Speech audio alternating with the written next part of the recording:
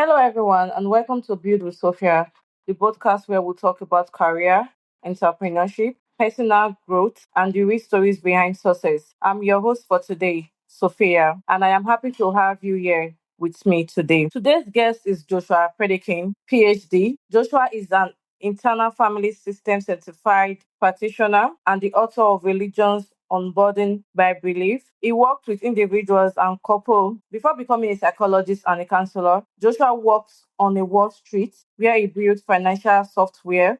He later earned his PhD in quantitative psychology from the University of Virginia. Joshua, welcome to Build with Sophia. It is great to have you here. Yeah, thank you for having me. Joshua, can you tell us a little about your success story and how it all started? Okay, so when I was a teenager, that was like the beginning of like when personal computers started to become available, and I got fascinated by computers. And it was also a time when I was interested in exploring inner experience, and I encountered one of some of Jung's books, which I didn't understand, but certainly aroused my curiosity about exploring inwardly and got me interested in the Eastern religions and Hinduism, Buddhism, Taoism.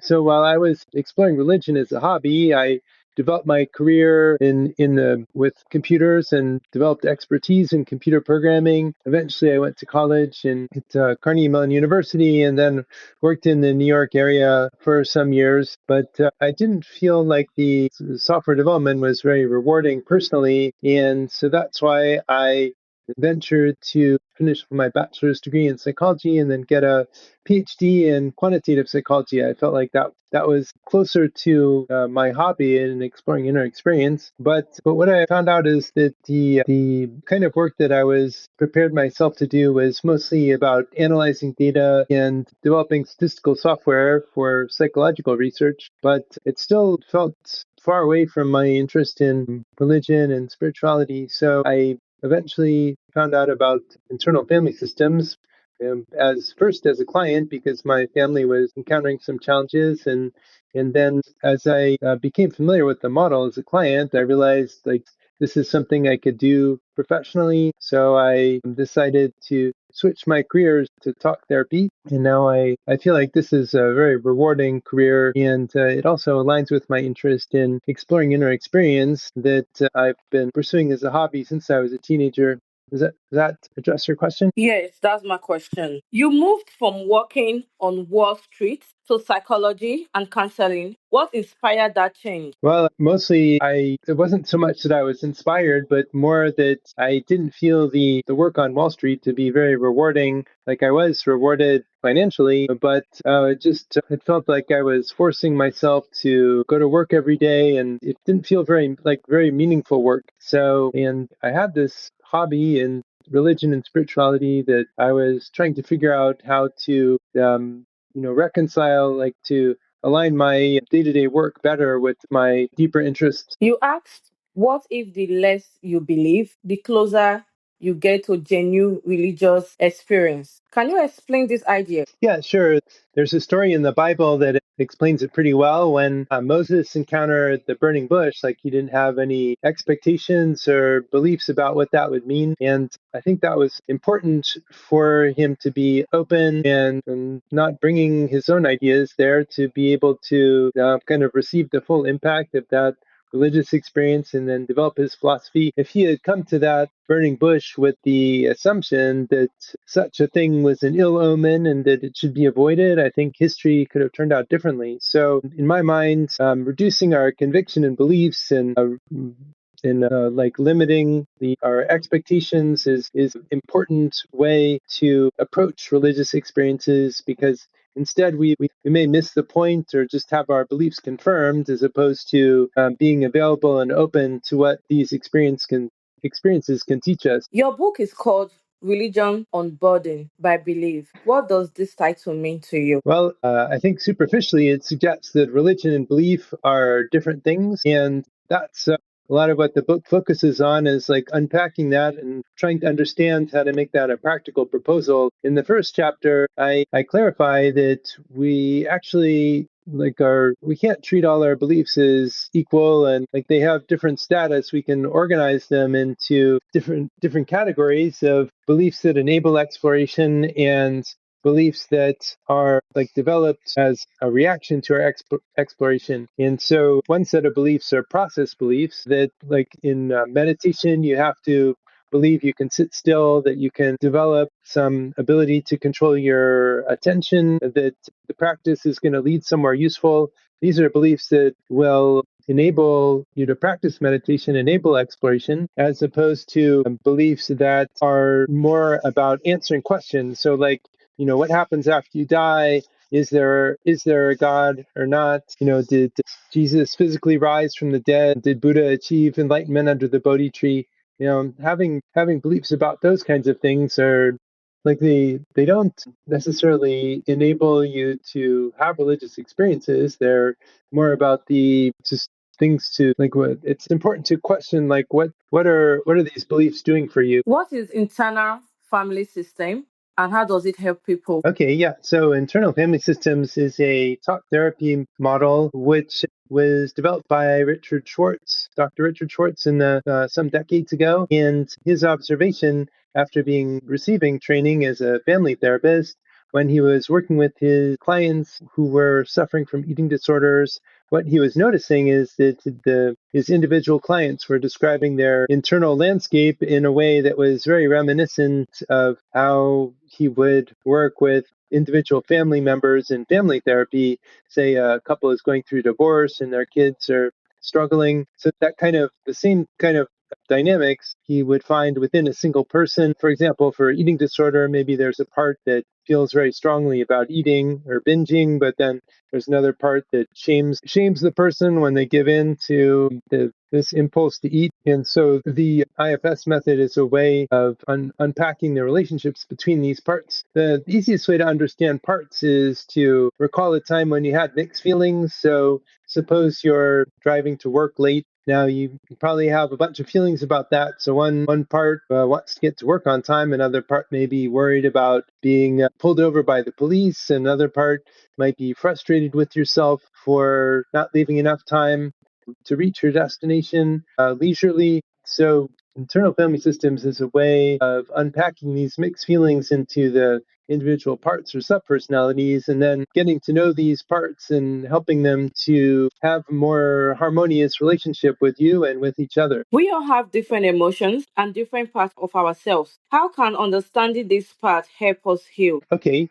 so your question, I feel, is asking about how to help us heal. But before I can answer that, we should talk a little bit about what traumatic experiences do to our parts. And so, what happens when people get a mental injury is that facing a challenging circumstance by suppressing one of the parts of ourselves. So, suppose your parents want you to perform academically. So maybe there's a part of yourself that's like a perfectionist part that takes over and helps you perform well in school. But then there's that perfectionist.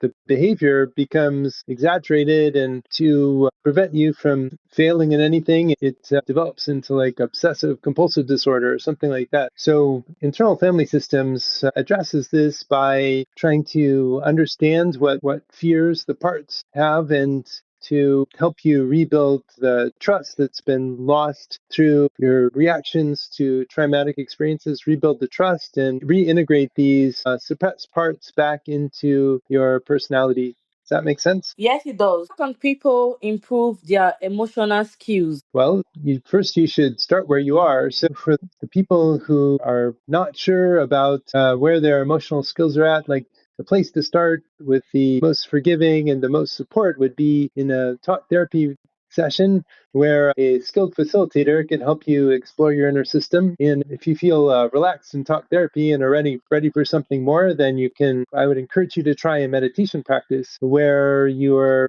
making space for parts of yourself to show up, and also developing a sense of effortlessness in your meditation. And as you feel like your meditations become more and more effortless, you're ready for something more, then you might consider trying cannabis and then serotonergic psychedelics. How can trauma affect a person's religious and spiritual experience? Well, it's not like a direct effect, but so what trauma can do is damage the trust between your parts, and parts that aren't trustful are will be prone to taking over. And in the internal family systems, we have a specific terminology for this. We call it when parts become blended. So if I was blended with an angry part, then that part would control my behavior. I might start shouting and throwing things to express my anger. But if I can develop a more trusting relationship with that angry part, then it won't feel the need to blend, and I can carefully understand, address the needs that that part has, and so then that part can stay unblended, and I have more control over my behavior. Does that make sense? Yes, it does. What is the role of meditation in personal growth? Well, in my mind, meditation is like one of the key stepping stones on the way to personal growth. So it's not the first or last. It's kind of like the intermediate step where you're between you feel like talk therapy is like you don't need that much support, but you're not ready for psychedelics yet. So the important thing to learn in meditation, in my mind, is this sense of effortlessness. Like if meditation seems like a struggle or you're having to force yourself to do it, like that's something that you can work on by building trust among your parts and getting to explore your inner experience more. And as you work to increase the inner harmony in your system, then your meditation sessions should become more and more effortless and easy. You talked about reaching the highest level of human potential. What Yep. does this mean to you? So basically, it's this same idea of meditation, but increasing the difficulty level to a point where, let me see, how can I explain this? So the pinnacle of human potential in my mind is where your parts trust you to the extent that they don't feel the need to blend, even with the additional layer of using psychedelics, the psilocybin or LSD or ayahuasca.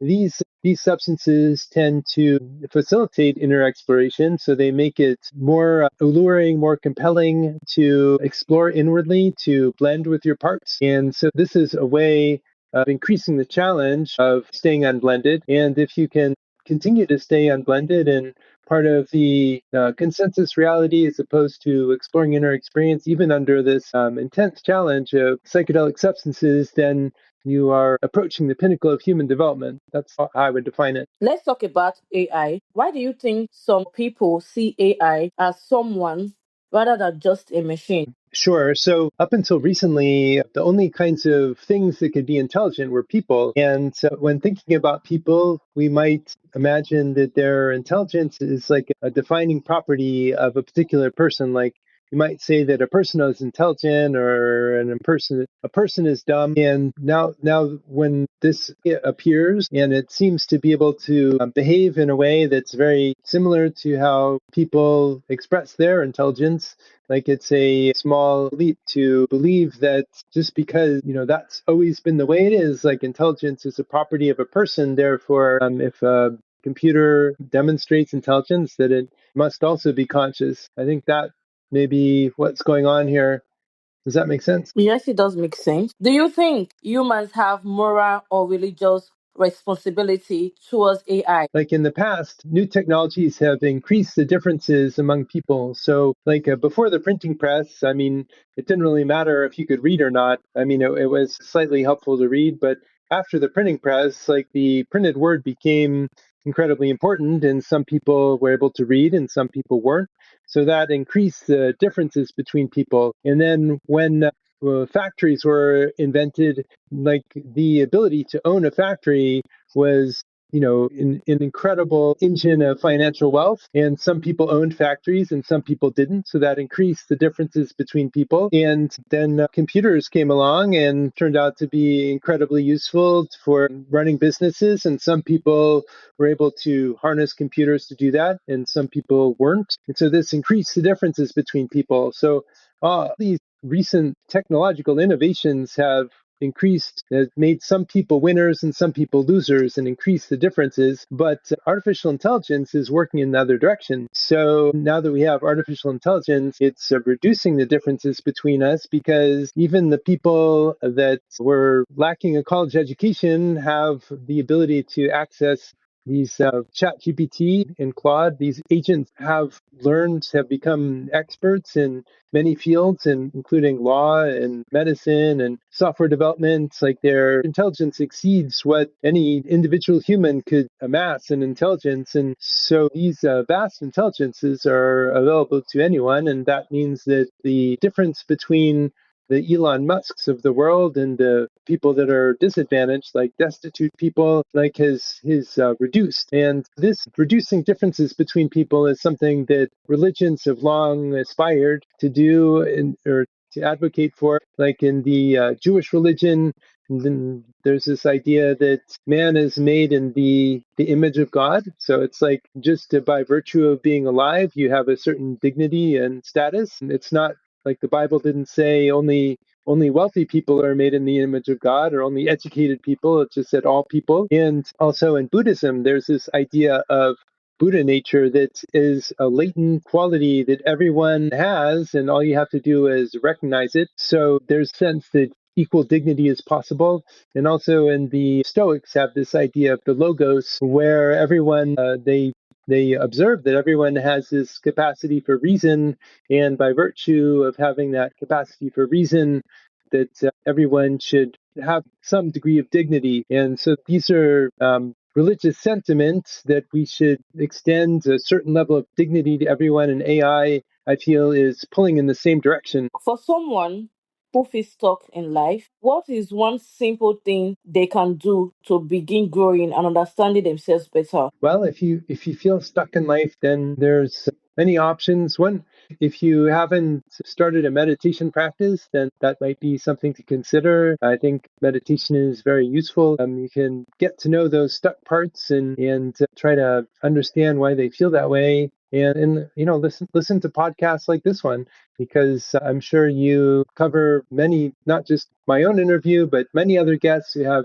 many ideas for personal development. What's one interesting or funny thing from your book that you would like people to know? Well, my book is mostly serious, but the last chapter, chapter 8, is where I put most of the humorous material, and I try to take myself too seriously, and just as, like, in a playful, absurd way, I frame myself as a corrupt religious leader, and then I also have a informal final exam at the end of the book, where if you don't score below passing, then you're asked to draw a self-portrait with a storm cloud over your head with the rain pouring down. Hi, Joshua. Can you tell my audience where they can connect with you after today's interview? Yeah, sure. So you can find out more about me, including my email address, and all about my book at the book's website, unburdened.biz, B-I-Z. And this website also, even if you're not ready to read the book, there's a book promo video that I would encourage you to watch, that shows a Santo Daime ceremony that's taking place on a shallow sandbar in the middle of the ocean. So I think the video came out very well, and it's a very beautiful video. I would invite you to watch it. Joshua, thank you so much for joining me today. This Mm-hmm. has been very interesting and thoughtful conversation.